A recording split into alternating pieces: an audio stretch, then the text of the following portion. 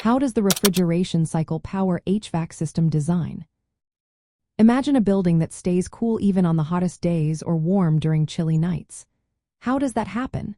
The secret lies in a process called the refrigeration cycle, which is the heart of most heating, ventilation, and air conditioning systems. This cycle moves heat from inside a building to the outside, keeping indoor temperatures just right.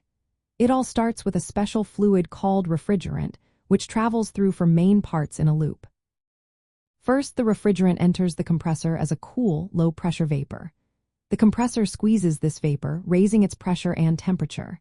Think of it like squeezing a sponge to push out water. The refrigerant gets hotter and more pressurized. This step uses the most energy in the whole cycle. The hot, high-pressure refrigerant then moves to the condenser. Here, it releases heat to the outside air or another heat sink. As the refrigerant cools down, it turns into a high-pressure liquid. The condenser's coil design helps maximize contact with the air, making heat transfer more efficient. Next, the refrigerant passes through an expansion device, such as a thermal expansion valve or a capillary tube. This device suddenly drops the pressure of the refrigerant, causing it to cool and partially vaporize. Now, it becomes a cold, low-pressure mixture ready to absorb heat. This cooling prepares the refrigerant for the indoor part of the cycle. The refrigerant then enters the evaporator, which is inside the building. Here, it absorbs heat from the indoor air or other medium. As it absorbs heat, the refrigerant fully vaporizes into a low-pressure vapor. This process cools the air, which is then circulated through the space by fans or air handlers. The vapor then returns to the compressor, and the cycle begins again. Understanding this cycle is vital for designing efficient HVAC systems. It helps in selecting the right components and sizing them properly to match the building's heating and cooling needs.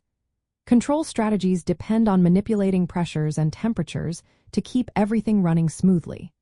The cycle's closed loop means the refrigerant is reused, which helps reduce environmental impact and operational costs. In practical applications, the refrigeration cycle is adapted for different types of systems like split units, packaged systems, chillers, and heat pumps. Modern designs often include variable speed compressors and electronic expansion valves that adjust to changing loads, making systems more efficient.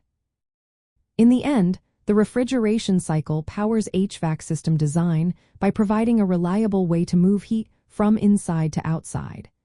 It keeps buildings comfortable, no matter how hot or cold it gets outside.